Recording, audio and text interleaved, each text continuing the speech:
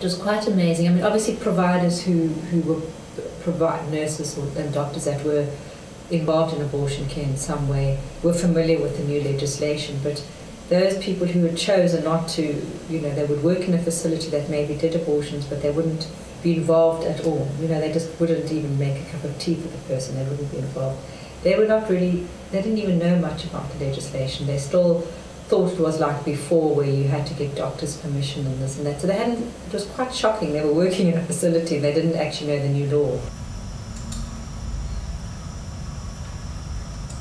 Every right in the Constitution is not absolute. It is always limited if it's justifiable in an open democratic society. So I think it is justifiable in open democratic society for a woman to have a termination of pregnancy. So you just have to weigh those rights, like what is important, is it the right to raise or is it the right to have reproductive right for a woman?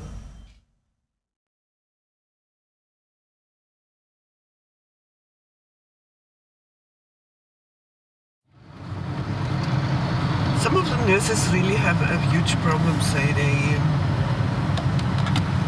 they're being ostracized by their colleagues. They're not allowed to go to church anymore because they call them murderers. They call their children, the children at school are being bullied, and they tell them, mother is a killer. I went to my minister. I didn't tell him that I'm busy with it, doing the service, but when I'm scared.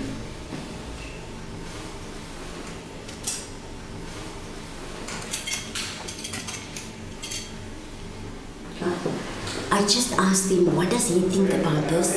Because I'm not feeling comfortable, and it's against us, our religious, and he would suggest me not to do it. On the other hand, you see, they don't have anyone, everybody's refusing. As I said, the service must go on. There is people that you must help, and that's maybe the reason why I'm doing it. I don't know. I would say maybe I'm confused.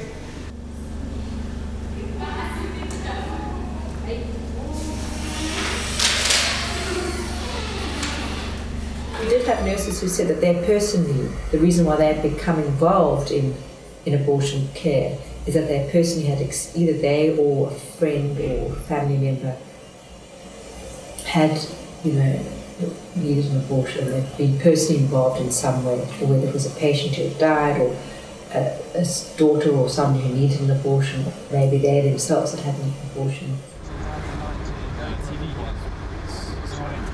Basically, it started when I was very young. I was still a teenager and felt pregnant. Wasn't ready to be a mom. Then, unfortunately, I tried lots of things. Friends would say use this, and the other one would say use that, and one would say take lots of aspirin. You try that, doesn't help, and you just become hopeless. And one would say there's a nurse that stays in a certain area, go and visit her, and you go there, she's out of town, and you keep trying until you just lose hope, because you try until, while you're still looking for this hope, for this help, time is actually flying, When I see a teenager who's actually pregnant and is not ready to be a mom, I understand what she's going through. It's against my religion for me as a person to go for an abortion. But it's not, for me, it's not like illegal or against my religion to help somebody.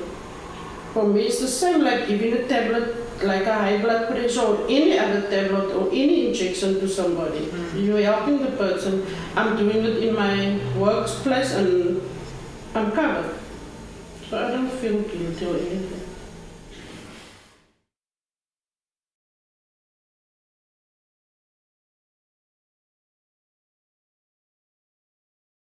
There's a huge number of second-term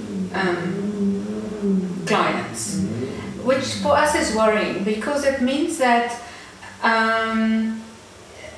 they have waited too long, and why is this? If you don't know the actual law, then it's a problem, because then they refer somebody here, and then they get referred back there, and then they get sent there, and then they get told to go there, and so on. And by the time they actually see somebody, they're very quite advanced already in the second trimester, so that's obviously not optimal. I think for the rural population, access to facilities where abortions can be done is limited, and that people have to travel far.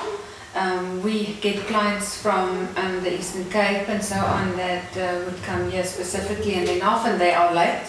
You know, that also move into the second trimester because they couldn't access a facility, you know, in the rural area. I would say in the rural areas they do anything to access the contraceptive. Sometimes they go to clinics. You hear stories like they have to walk about 10 kilometers or even more, you know, to get to a clinic, to a point where they can access the contraceptive. You will understand that in those areas it's either an area that will cover 5 different villages, has got only one day hospital, and obviously they are overstretched, you know, and some of them don't even know about the fact that they can go there.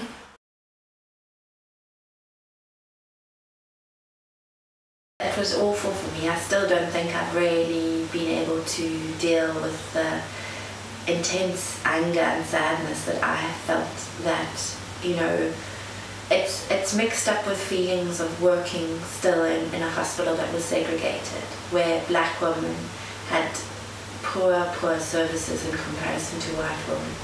And when I only saw black women really coming in for these for illegal abortions, these women would generally come in after a weekend and they would have a fever, they would be very, very ill, they would have a very hard abdomen because there was an infection. They would need to go to the theatre and be put on antibiotics. Some of them needed to have a hysterectomy. And nobody ever taught me as a nurse what actually was happening then. They were seen as dirty and they were seen as naughty.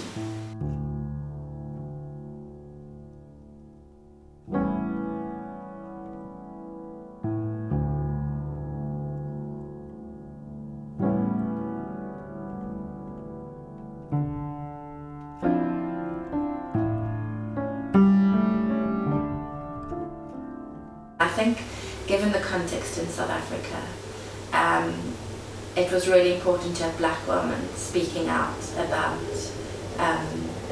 the injustices of not having access to abortion, because as a white woman and as a wealthy woman, one had recourse even under apartheid. You know, the previous act, you know, one could say one's suicidal and go to a psychiatrist and then get a termination, but what needed to be emphasized was black women that were suffering, and black women that were obtaining illegal abortions, that were poor for their health, dying. And the Medical Research Council research indicated that there were 425 women estimated to die every year from backstreet abortions.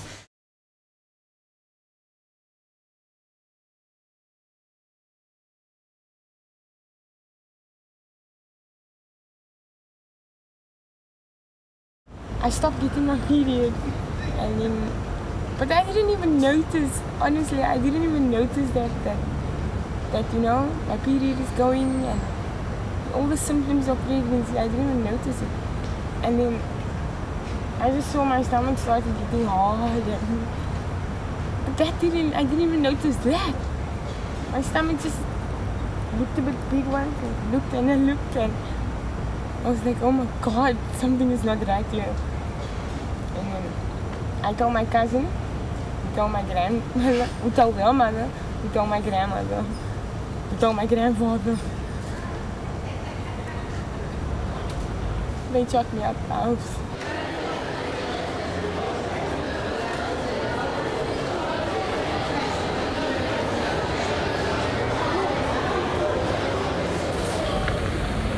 It's like a mall, it's called the Golden Acre. And that mall, and I sleep in front of the doors, it's like down escalated. It's horrible, it's extremely horrible.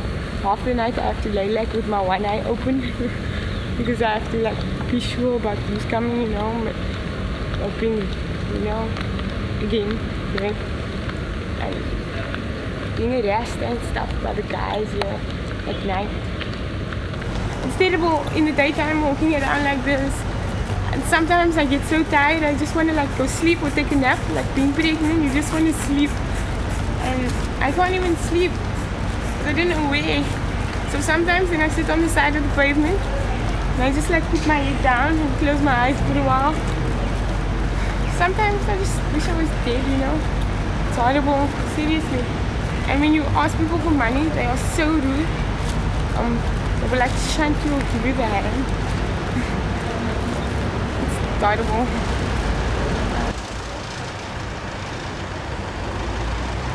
I can't give a baby a life on the street. I can't. How am I gonna do it, you know? Go to look for a job with a baby. People's not gonna give me work. If you go to a clinic here, you're pregnant, right? Then the nurses, they will be like, you know, they'll scull you out and swear at you. And I don't know how to. They're rude, the nurses. They'll ask you, say, if you want to go to a clinic and you want to go on to the contraception, the nurses will ask you why you're so young, what are you having sex for now, this age, and that's what I'm scared of.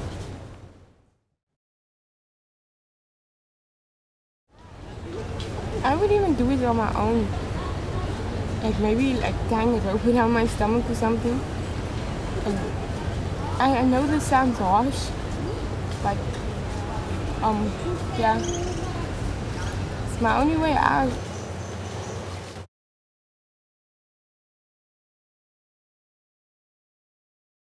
The thing with clients is that they are very vulnerable.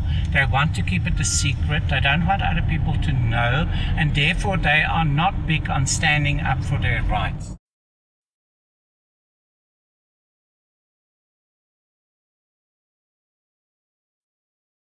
I think a lot of black nurses, equally so white nurses, have problems with abortion because it's the same old religious, moral issues about killing a baby, etc.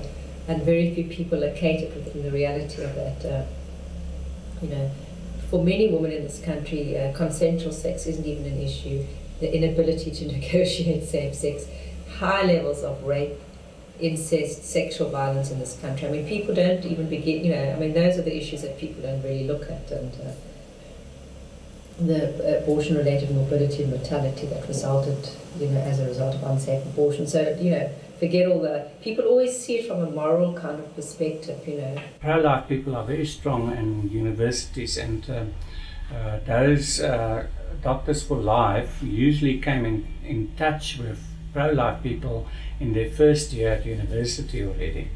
So they've been fairly well indoctrinated as well. The kind of right-wing Christian continuum that one is so familiar with, I mean, they would be anti-communism, they would support the death penalty, they would be opposed to abortion, anti-pornography, anti-sex worker.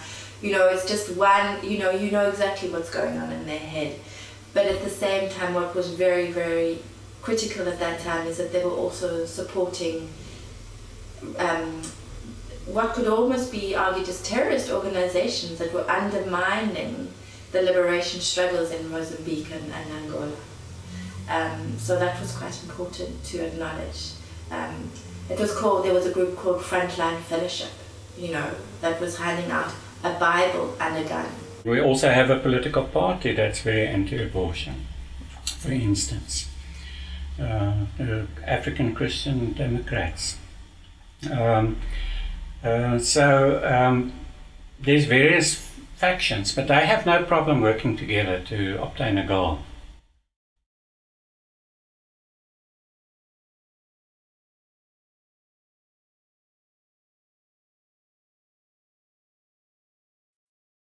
You know, in terms of enshrining it within the Constitution, enshrining it within, you know, the legal framework, it would be seen as as a Western thing, but I'm sure that people have been doing abortions all along. You know, I know that it has been happening, only that it's not been spoken about very loudly.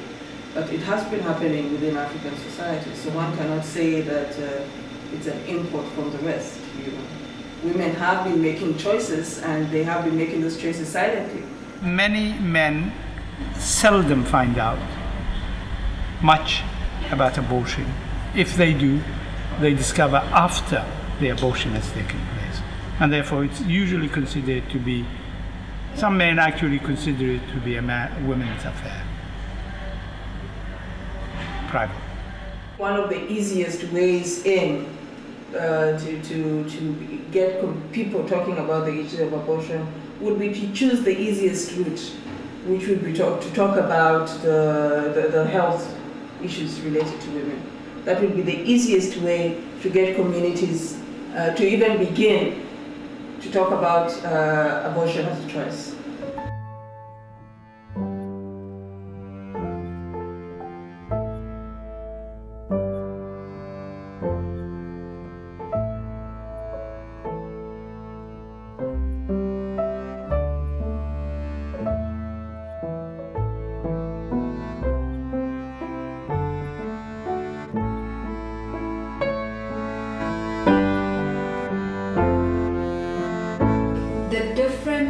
Between our service as an NGO service, free of charge also, to an abortion service of the state is in the way we work with the client. I would say our service is much more friendly, less judgmental. The quality of the service is very high. People would make an appointment here. They don't sit at a clinic for a whole day and then not get service, or sit at a designated area within a clinic where everybody knows why you're there. And it is linked to quality intensive counselling. So, and I think very often at facilities where there are a lack of staff, the counselling doesn't get attention. And here we open options for the client. We talk about why she's here, why has this happened, you know, how can we make sure that this doesn't happen in future? What are the other options, and is she sure that she wants to do this? And when she is fine and comfortable with that decision that only she makes, then we would book her for the procedure. And yeah, we try to bring in the partner also where we can. We like the partner to come with on the day of the procedure, you know. And then after the procedure, we have a short post-counseling session again, just to make sure that this client is fine. And then just to say to her, you know, whenever else she wants to talk about this, she is welcome to come to Mosaic.